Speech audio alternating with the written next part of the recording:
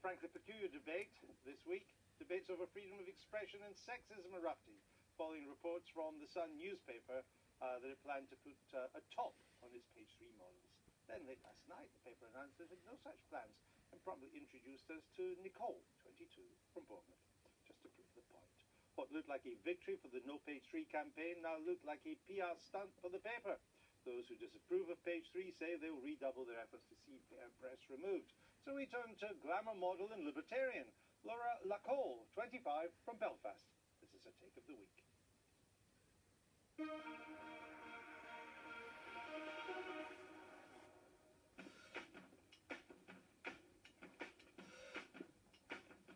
As a model of the semi-nude variety, I'm delighted the topless model has returned to its rightful place on page 3 of the Sun newspaper. That's what people say, but I keep cruising. So-called feminist campaigners are wrong this week to claim that getting rid of page 3 was a victory for women. It was a victory for prudishness, and I'm glad that it was only a temporary one. Alright, 'cause the players gonna play, and the haters gonna hate, baby. I'm just gonna shake it off.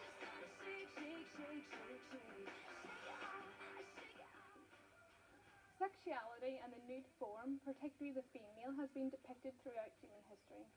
We are sexual beings, and we have always expressed and celebrated this, because it's healthy to do so. Page 3 for me, and for many other women, is a way in which to express and celebrate our sexuality, and for the reader, a way to appreciate it. It's mutually consenting and beneficial.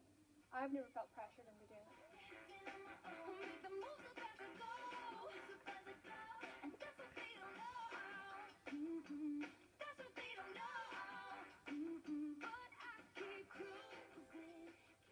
The male and female genders are of equal worth, but we are not the same. We have different biology to do our very different roles in reproduction. And yet it's gonna be alright. 'Cause the When it comes to titillation, men respond well to imagery, whereas women respond better to communication.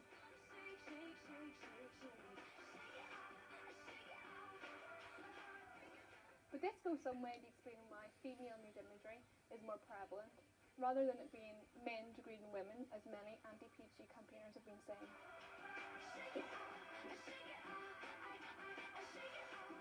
Even in our most primitive stages, we were scribbling naked women on cave walls. Isn't page 3 just a modern day version of this? And from Dan Coombs Artist Studio in Hackney Wick to our own little artist studio here in the heart of Westminster, Laura joins us now, and we're also joined by the Green MP, Caroline Lucas, who was told to cover up when she wore a No More Page 3 t-shirt during a debate in Parliament. Welcome to you both. Now, Laura, you really think that page 3 is a continuation of the artistic tradition of sexuality and the nude? I do, yeah. Not purely just art. It is, a sexual sort of interest of ours. It is a continuation. It's innate to find interesting and to want to see that imagery. Caroline, how do you respond to the point where you're simply in denial it's what makes people human and sexual beings? I think context is everything. I've got no problem at all with the naked body in art galleries and in other places you might go to find it. But I think there's something about serving up basically commodified images of women's bodies in a newspaper, particularly in what purports to be a family newspaper. It's the most popular paper in the country. Working class newspaper, the places you're talking about are middle class. No, I don't think that's the point. The point Museums, is that art galleries. The point is that when you see this image, it may well be that you've not bought the paper, haven't gone out to find it, but women are exposed to it in cafes, on buses and tubes. My point is, if people want to go out... in this country buys the Sun and doesn't know it has a page 3. No, I'm not saying that. I'm saying that those of us who don't want to see it, or many other women who don't want to see it, it's not the case that they can just choose not to buy it. The point is that they are being exposed to it. You can't because take away, though. You can avert your Why eyes. should you have to? Well, it's a consumer's right to be able to buy this content. But it's a right as well not to be But you basically don't served have up to- with It's a family newspaper. images of these. Should it be in a family newspaper? This bothers me whenever people say it's a family newspaper. I mean, by saying that, it sort of conjures imagery of children walking into a shop and buying it. Children aren't buying the newspaper. It's a parental issue if a parent buys it and brings it into their home and it's exposed to them. I mean, Caroline, given the tidal wave of explicit images that are now instantly available online and on satellite television, far more accessible, including to kids, than a newspaper. Aren't you finding a bit of an out-of-date battle about something that is now rather tame and old-fashioned? Well, I think the first thing to say is that this isn't the only battle that feminists are fighting. We're fighting on all of those other issues too, but there's something about serving up these images in a daily newspaper, which is about this normalisation of sexualised images.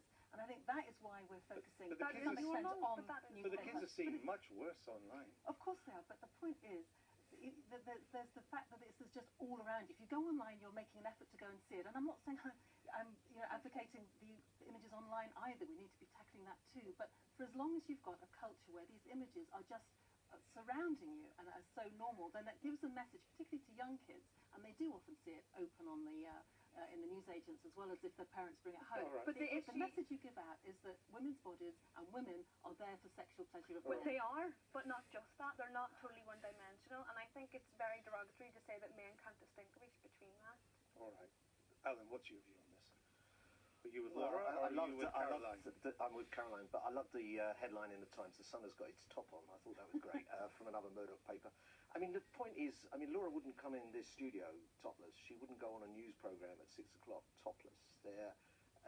There's an issue about, as Caroline says, and this is all this is about. No one's talking about banning glamour models or saying that some law is going to be carried. It's taste and decency. And in the early 70s, lots of things went on. Comedians told jokes they wouldn't dream of telling now. Programmes like Love Thy Neighbour was on the telly. Things have moved on, and indeed, some of the Savile stuff is about the kind of the way women were treated in that particular time. It was a mindset. I lived through it, and I think now the decision by the Sun, if they have made this decision, that it's no longer. Savile wasn't treating women. He was abusing kids. Now, there's a whole series. There can't be any link. No, there's a whole with series of whether it's David kids. Travis or anyone else that actually there was a period we went through where it all. So anyway, you're with Caroline. Yeah. Who are you with, Michael? I'm with Laura. I thought Laura made a very, very good film. I'm really worried, and when I hear Caroline saying that, feminists have got lots of other issues, I'm very worried about retreat on this. I'm very worried about giving way. I think this is about censorship. I think we should be as worried about this as we were last week about, banning cartoons of the Prophet. We've got a Rubens exhibition opening in London shortly. Rubens is absolutely full of naked women. Is the next thing to be told that we're not allowed to look at Rubens, not allowed to look at Botticelli. It's just ridiculous. It is not ridiculous. I agree that it's censorship. I don't make the point that Laura makes that it's a continuation of art, but I say that once prudishness takes a hold, there's no frontier to it. Caroline. Well, first of all, it's about where images are appropriate. On the television, we have a 9 o'clock watershed because there's an understanding that there are some things that might be more appropriate after 9 o'clock and some things before 9 So you o'clock. wouldn't show That doesn't mean to Rubens- say you wouldn't that show doesn't Rubens mean to before say 9 that o'clock? it doesn't mean to say that anything that is after 9 o'clock needs to be banned. It's just that is a more appropriate place for it. I think that to make some kind of comparison to the cartoons is just completely inappropriate. But what we're talking about here is where it's It's all about telling appropriate. me what I'm allowed to see. The content of a Laura, newspaper. didn't say this. The content of a newspaper is driven by sales, so people vote with their pounds and what they want to see in that. And obviously, and the where would you UK's draw the largest line? selling newspaper, and that tells you that largely people do not have an issue with this, and 49% of their readership are females. Caroline, Fine. it's Green Party policy to decriminalise all elements of the sex trade, brothels, prostitution, live sexual, strip clubs, S&M clubs, and you want to ban topless pics in a tabloid? How does that work?